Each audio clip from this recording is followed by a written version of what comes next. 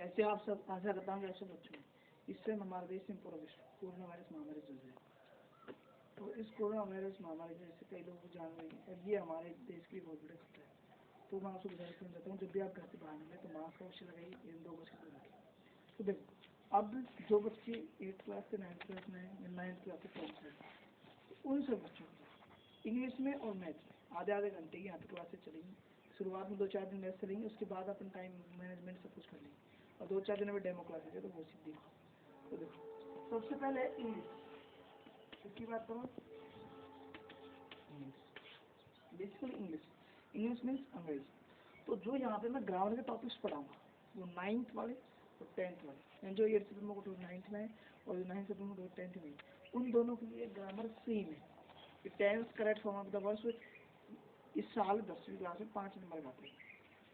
English में अपन सबसे पहले ग्रामर पढ़ेंगे, क्योंकि लेसन वगैरह बुक्स वगैरह सबके पास किताबें नहीं होंगी, लेकिन ग्रामर एक ऐसी चीज़ है जो मैं आपको बोर्ड पे समझाऊंगा, जो मैं आप उसको कॉपी में नोट करना और रोज उसकी प्रैक्टिस करना। तो अपन देखो, इंग्लिश में सबसे पहले क्या सीखना है?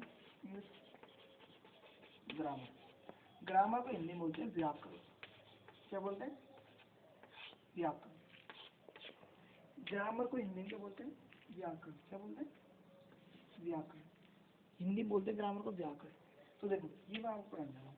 तो 9th और 10th की जो ग्रामर है उसका फर्स्ट टॉपिक है टेंस। क्या है? Tense, TENS। टेंस का मीनिंग होता है, मतलब होता है काल। टेंस का मतलब क्या होता है? काल या समय। टेंस का मतलब बेसिकली काल में जिसको आप समय बोलते हैं। इस मान लो रोहन जयपुर जाता है, रोहन जयपुर जाता था और रोहन जयपुर जाएगा, तो 3 काल हो गए। ठीक है, यानी ये 3 टेंस हो गई, तरीके से 3 समय हो गए ना भाई। कल जयपुर जाता था तो एक समय, तो कल एक आज जाता है तो ये समय है पूरा। तो ये चीज़ होता है टेंस। तो टेंस होते हैं जो काल होता है वो 3 प्रकार का होता है।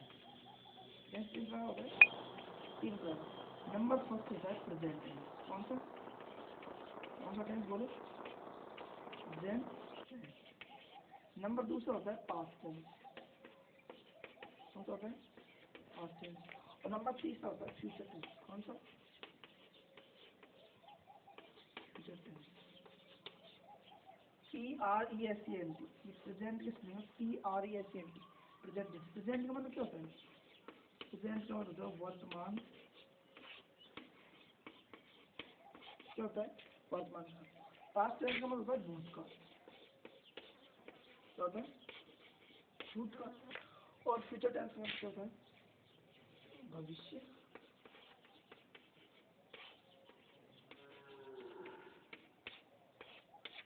क्या होता है? भविष्य काल। तो 3 टेंस होते हैं, present tense, past tense, future tense. अपन नंबर 1 पढ़ेंगे प्रेजेंट टेंस। कौन टेंस पढ़ेंगे? कौन सा टेंस पढ़ेंगे बोलो? Present tense. इसको बोलते हैं वर्तमान काल। हिंदी में क्या बोलते हैं?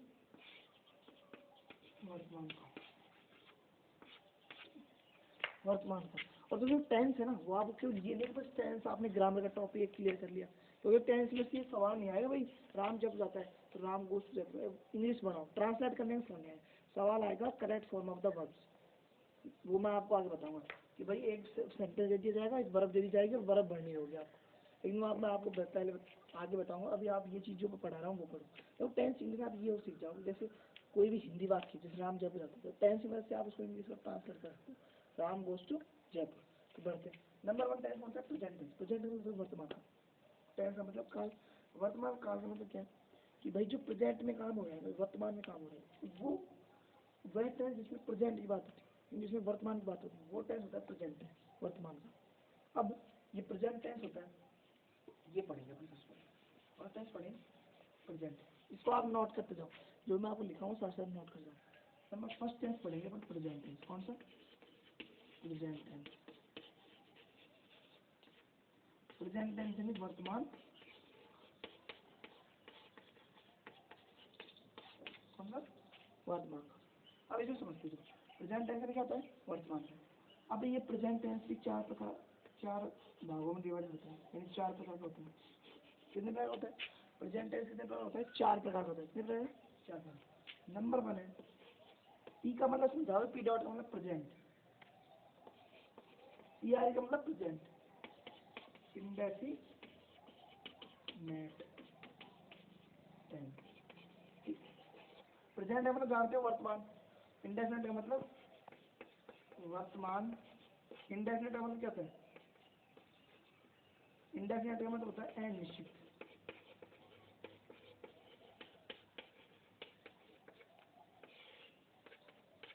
इंडेफिनिट का मतलब होता है अनिश्चित और टेंस का मतलब काल।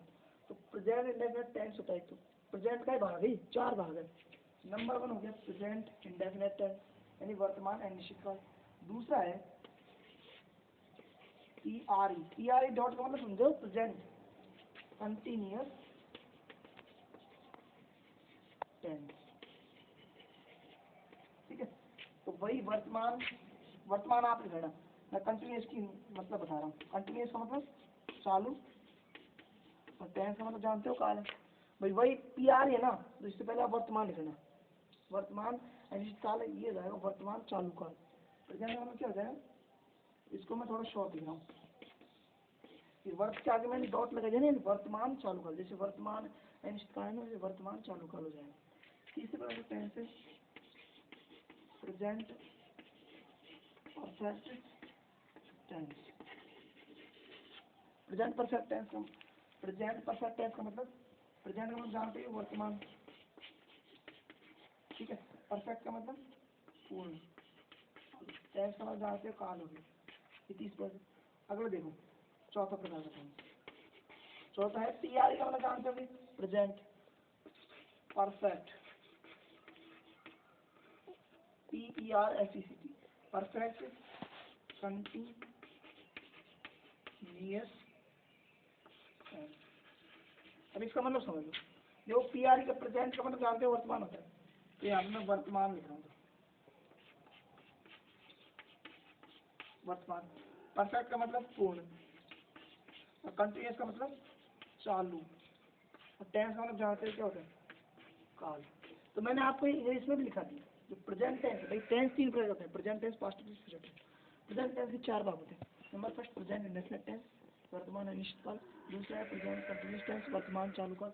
तीसरा है प्रेजेंट परफेक्ट टेंस, वर्तमान पूर्ण काल। चौथा है प्रेजेंट परफेक्ट कंटिन्यूअस टेंस यानी वर्तमान पूर्ण चालू काल। ये 4 प्रकार के टेंस होते हैं।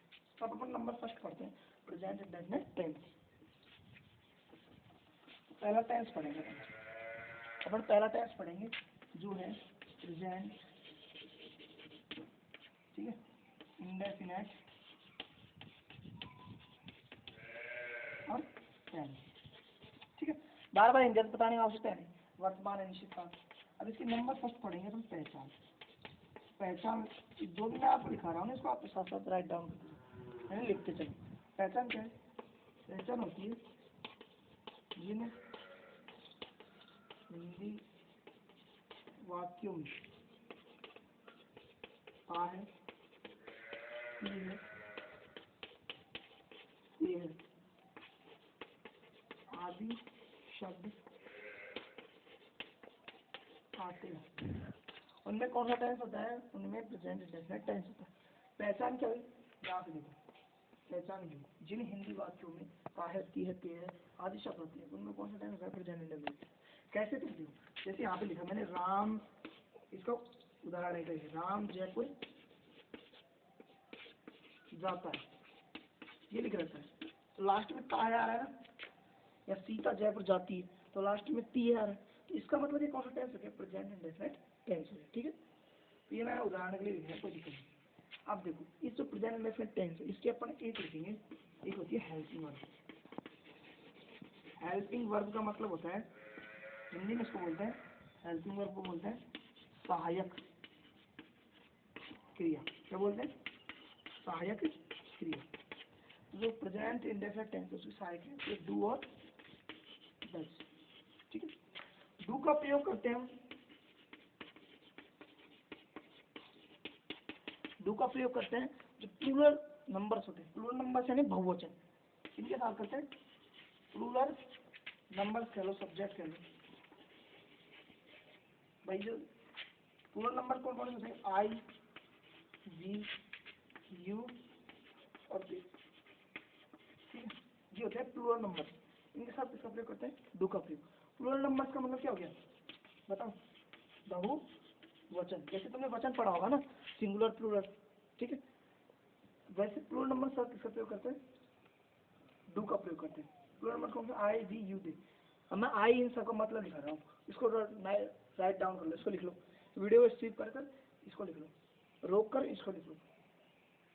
देखो मैंने जो आपको प्लूरल नंबर बताया ना, उनका इंडियन लिखो। देखो आई का इंडियन होता है मैं, कॉपी के ऊपर ऊपर जो खाली स्थान रहता है ना उसमें लिखो, और इसको बार बार याद करो। आई का मतलब मैं, डब्ल्यू ई, वी का मतलब हम, और वाई ओ यू, यू का मतलब तुम या आप, यू का मतलब आप या तुम, और दे का मतलब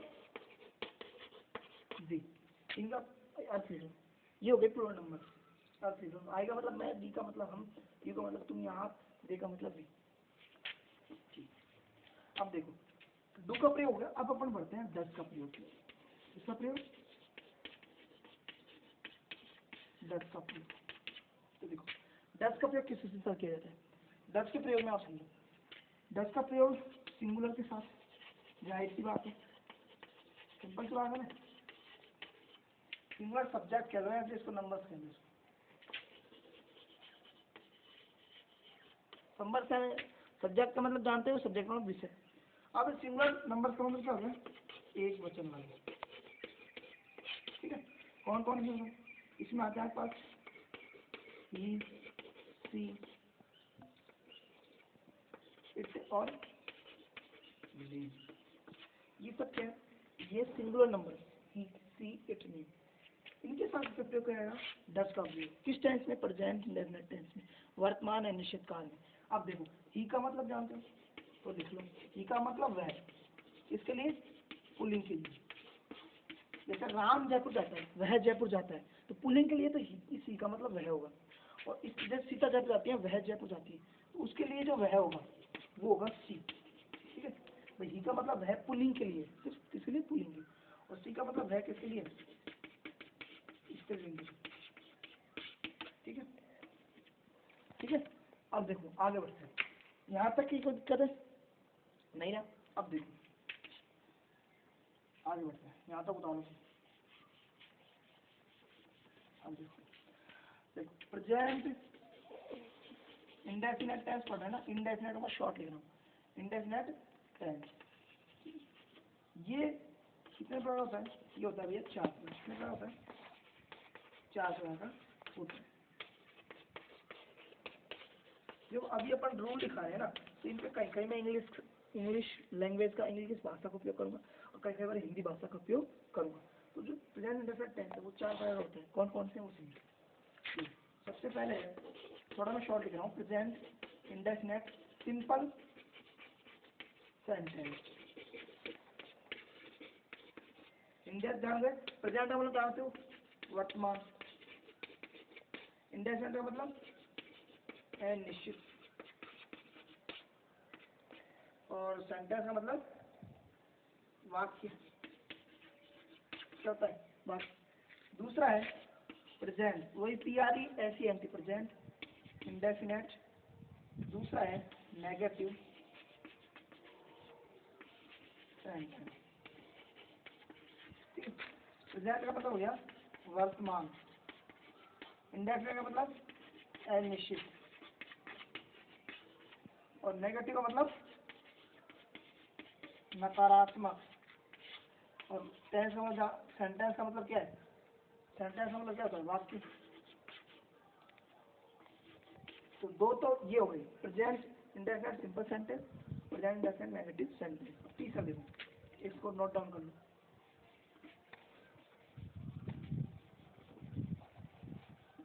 तीसरा होता है प्रेजेंट इंडेफिनिट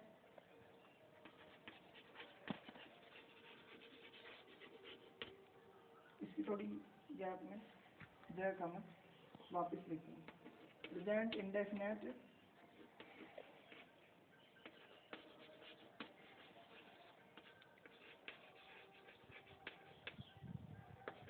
इंट्रोगेटिव सेंटेंस। तो इधर क्या है, थोड़ा गैप, थोड़ा बोर्ड है ना हमारा, थोड़ा अपना बोर्ड थोड़ा छोटा है, इसलिए मैं इसको पूरी थोड़ी ये तुम्हारे समझ नहीं आ रही, वापस लिखता हूँ। आराम से, कोई दिक्कत नहीं, कोई चीज़ समझ नहीं आया तो मेरे को व्हाट्सएप पे ना उस पर भेज दिया करो कि बस सर ये मीन आपने किया। इंट्रो गे INTERROGATIVE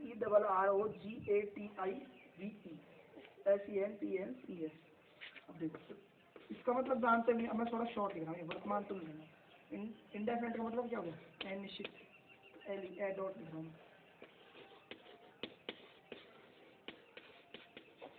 अनिश्चित लगा रहा हूँ, ठीक है। उसके बाद इंटरोगेटिव का मतलब क्या हो गया, प्रश्नवाचक, और सेंटेंस का मतलब क्या होता है, वाक्य, मतलब वर्तमान अनिश्चित प्रश्नवाचक वाक्य, ठीक है, वर्तमान अनिश्चित काल प्रश्नवाचक वाक्य। चौथा होता है वही PRE और इंडेफिनेट। अब मैं इसमें इंट्रो में थोड़ा डॉट लगा रहा हूँ, आप यहाँ से, लेकिन आपको पूरी मीनिंग लिखनी है यहाँ से। Interrogative, negative sentence. अब देखो इसमें देखो PRE का मतलब सुनिए वर्तमान, इंडेफिनेट का मतलब अनिश्चित, और इंटरोगेटिव मतलब प्रश्नवाचक, और नेगेटिव का मतलब नकारात्मक वाक्य। इसको राउट डाउन करो फटाफट, ठीक है। तो ये चार प्रकार है, यानी प्रेजेंट इंडेफिनिट जो टेंस है ना, वो भी कितने प्रकार होता है, चार प्रकार। सिंपल सेंटेंस, नेगेटिव, इंटरोगेटिव और इंटरोगेटिव नेगेटिव। सिंपल का मतलब साधारण, नेगेटिव का मतलब नकारात्मक, और इंटरोगेटिव का मतलब प्रश्नवाचक, और इंटरोगेटिव नेगेटिव का मतलब प्रश्नवाचक नकारात्मक वाक्य। अब आगे देखो, नंबर फर्स्ट है कौन सा, प्रेजेंट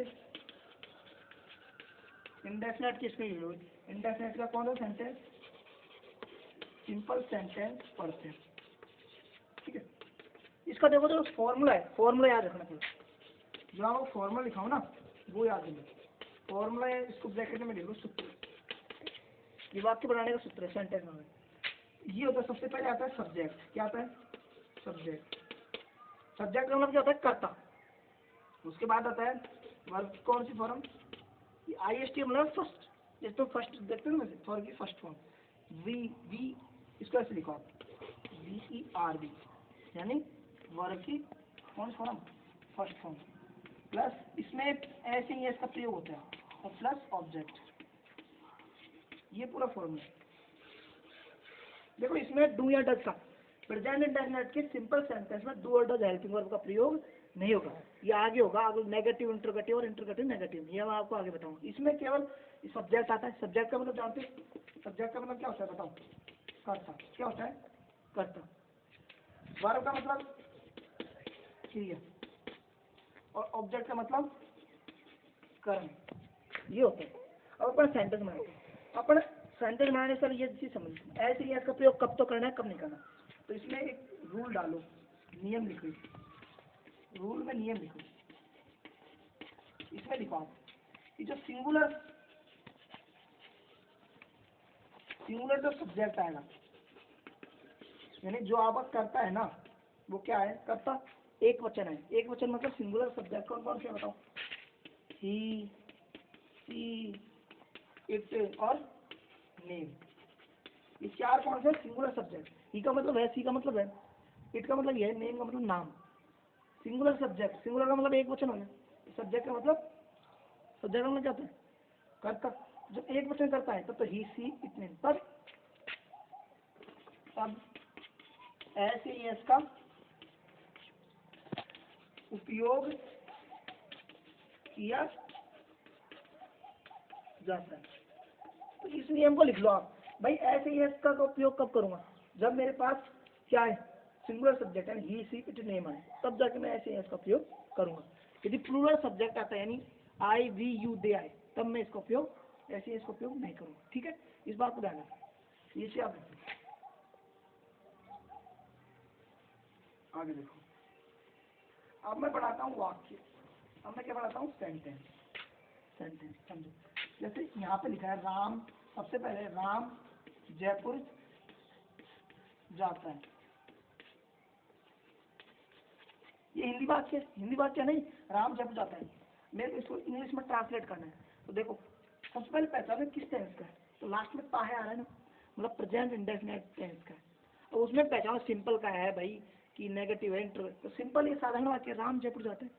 अब ये बताओ मेरे को सिंपल का स्ट्रक्चर क्या था, मैंने फॉर्मूला क्या लिखवाया था, जो थोड़ा अपने ऊपर है ना कॉपी, फॉर्मूला लिख लो। सबसे पहले आता है सब्जेक्ट, उसके बाद ये एस यू बी डॉट मतलब सब्जेक्ट है, वर्ब की फर्स्ट फॉर्म, फिर plus S E S plus object, ये चीज लिखवाई है ना मैं। तो देखो मेरे को नहीं होता इसमें कर्ता कौन है, सब्जेक्ट कौन है, सब्जेक्ट देखो राम है। कर्ता कौन होता है, सब्जेक्ट कौन होता है, जो वो कार्य करता है। अगर जयपुर जाने का कार्य कौन कर, राम कर रहा है ना, तो ये क्या है, सब्जेक्ट है, करता। तो सबसे पहले क्या लिखूंगा, राम। तो राम की स्पेलिंग आ रही है और इंग्लिश। उसके बाद मैं लिखूंगा वर्ब की फर्स्ट फॉर्म। तो जाने की फर्स्ट फॉर्म क्या होती है, गो।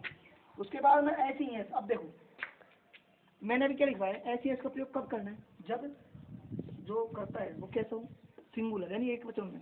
तो एक वचन है ना राम, नेम आ रहा है ना, नेम, तो ही सी इट नेम, तो नेम के साथ ऐसी एस का प्रयोग होता है। तो यहाँ पे मैं एस लगाऊंगा, तो यहाँ पे ई एस आएगा, टू जयपुर, ये बन गया मेरा सेंटेंस।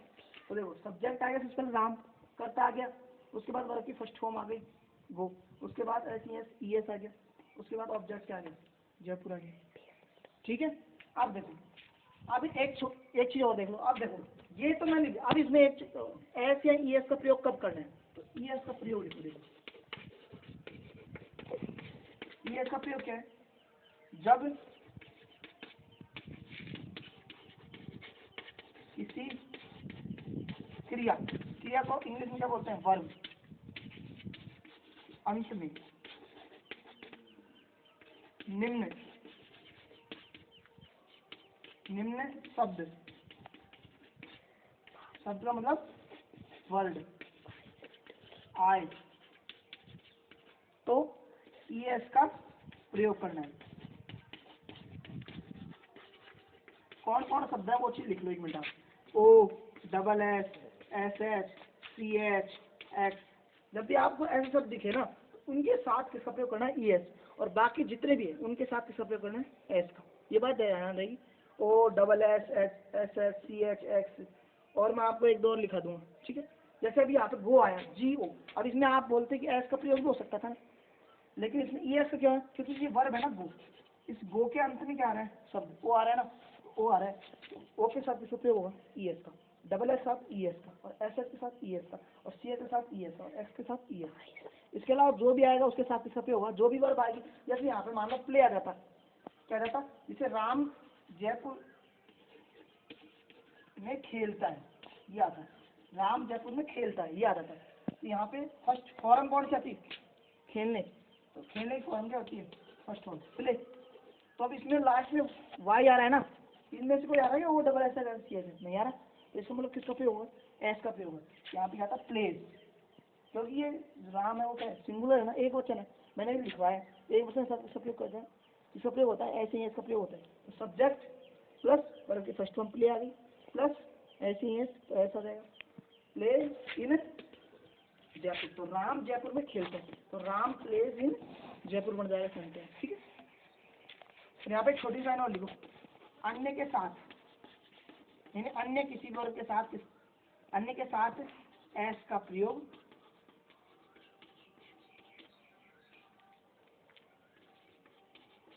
होता है, ठीक है। ये चीज लिखना भाई, O double S S S C H X I, ये 5 शब्द है, और भी 2-3 शब्द है वो लिख लो, दिखा दूंगा। तो उनके साथ तो किसका प्रयोग होगा, ई एस का, फर्स्ट फॉर्म के बाद। अब ऐसे एस का प्रयोग कब होता है, तो मैंने अभी लिखवाया कि जब सब्जेक्ट कर्ता क्या हो, एक वचन, सिंगुलर होना चाहिए। तो राम सिंगुलर है ना, एक वचन, नेम आ रहा है, नाम आ रहा है, तो राम क्या है, सिंगुलर है, तो सिंगुलर शब्द किसका प्रयोग है, ऐसी एस का। अब वर्ब आ रही है, उसके अंत में वाई आ रहा है ना, O double S S H C H X नहीं आ रहा है, इसका मतलब ई एस का प्रयोग नहीं होगा, किसका प्रयोग होगा, अन्य सभी के साथ किसका प्रयोग होगा, एस का प्रयोग होगा। इधर लिख लेना एस का, ये भी रूल है, ये लाइन एस का प्रयोग होगा, एस का प्रयोग, ठीक है। अब यहाँ तो बता दें, अब देखो, अब मैं तुमको एक वाक्य और लिखाता हूँ, जैसे एक वाक्य और लिखाता हूँ, मैं शाम को घूमने जाता हूँ। अब देखो वही जाता हूँ आ रहा है, ता हूँ आ रहा है, तो मतलब ये किसका है, प्रेजेंट इंडेफिनिट का। उसमें ता है, ती है, ते है और ता हूँ और लिख देना। जो मैंने अभी पहचान लिखा है ना प्रेजेंट इंडेफिनिट टेंस की, प्रेजेंट टेंस की इंडेफिनिट की, उसमें ता हूँ और लिख देना। तो ता हूँ आ रहा है ना, तो इसका मतलब कौन सा टेंस है, प्रेजेंट इंडेफिनिट टेंस। तो ये उसका भी कौन सा है, सिंपल है, क्योंकि इसमें नकारात्मक नेगेटिव कोई बात नहीं आ रही, नहीं इंट्रोगेटिव प्रश्नवाचक आ रहा है। अब इसका सेंटेंस बनाते हैं। सबसे पहले देखो सब्जेक्ट आ रहा है, सब्जेक्ट क्या है, आई है सब्जेक्ट, सब्जेक्ट। उसके बाद वर्ब की फर्स्ट फॉर्म, तो जाने की फर्स्ट फॉर्म क्या होती है, गो। अब देखो ये वर्ब है ना गो, जीओ, इसके अंत में ओ आ रहा है, तो मैंने बताया O double S S S C H X, इनके साथ ई एस का प्रयोग होता है। तो मैं वर्ब के बाद क्या लगाऊंगा, ई एस, तो गोस। उसके बाद मैं यहाँ पे सब्जेक्ट प्लस वर्ब की first form plus E S plus अब ऑब्जेक्ट गोस, यहाँ पे गोस के बाद टू हो रहा है, goes to walk. Walk and क्या होता है, घूमने जाने के लिए, वॉक इवनिंग। तो आई गोज टू वॉक इवनिंग, मैं शाम को घूमने जाता हूँ। ठीक है, तो ये कुछ सेंटेंस है। अब मैं आपको एक सेंटेंस, आप भी घर पर प्रयास करना बनाने का, इसके मैं आपको एक सेंटेंस देता हूँ, वो सब बनाना।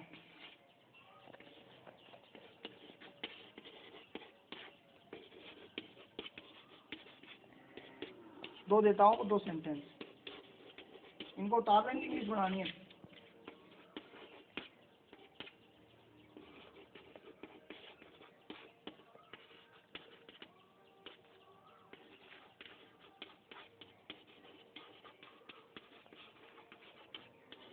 देखो राजेश घर में रोता है, एक तो ये सेंटेंस बनाना है। एक हम मंदिर में पूजा करते हैं, ये सेंटेंस बनाना है। ठीक है, अब देखो ये दोनों उतार लो, या आपको खुद को बनाना है घर पे, ठीक है, और चेक कराने में लिख व्हाट्सएप पे लिख के भेजो, ठीक है, इन इंग्लिश बना के। अब देखो ये दोनों सेंटेंस वैसे बनाने, ये दोनों सेंटेंस वैसे बनाने जैसे मैंने और सेंटेंस बनाए। तो ये प्रेजेंट टेंस, जो टेंस तीन प्रकार होते हैं, प्रेजेंट टेंस, पास्ट टेंस और फ्यूचर टेंस। प्रेजेंट टेंस मतलब वर्तमान काल, पास्ट टेंस मतलब भूतकाल, और फ्यूचर टेंस मतलब भविष्य काल। ठीक है, अब हम प्रेजेंट टेंस पढ़ रहे थे। प्रेजेंट टेंस क्या होता है, इंडेफिनिट, कंटिन्यूअस, परफेक्ट और परफेक्ट कंटिन्यूअस। इसमें इंडेफिनिट में अपन चार पढ़ रहे थे, सिंपल सेंटेंस, नेगेटिव, इंटरोगेटिव और इंटरोगेटिव नेगेटिव। अब हम सिंपल सेंटेंस में आपको फॉर्मूला लिखा है, क्या होता है formula, subject plus first form plus S S plus object. ठीक है, और जैसे मैंने बनाया ना वैसे आपको बनानी। ठीक है, अब देखो ये मेरा जो यूट्यूब चैनल है हाउस में कालू, इसको आप सब्सक्राइब कीजिए, शेयर कीजिए और लाइक कीजिए और नोटिफिकेशन घंटी बजाइए, ताकि मैं जब भी आप आगे वीडियो अपलोड करूँ तो यूट्यूब पे मैं आपको वीडियो भेजूँ तो आप उसको आसानी से आपके पास नोटिफिकेशन आए। तो आपको क्या कार्य करना है, आपको इसको लाइक करना है, शेयर करना है और सब्सक्राइब करना है, और भी जो भी जानकार है उनसे भी शेयर करना है। ठीक है, जो भी आपको पढ़ने वाले हैं मित्र। तो देखो ये अपनी क्लास अभी फर्स्ट दिन की है, पहले दिन की क्लास थी, अभी अपन आगे पढ़ाएंगे। धन्यवाद।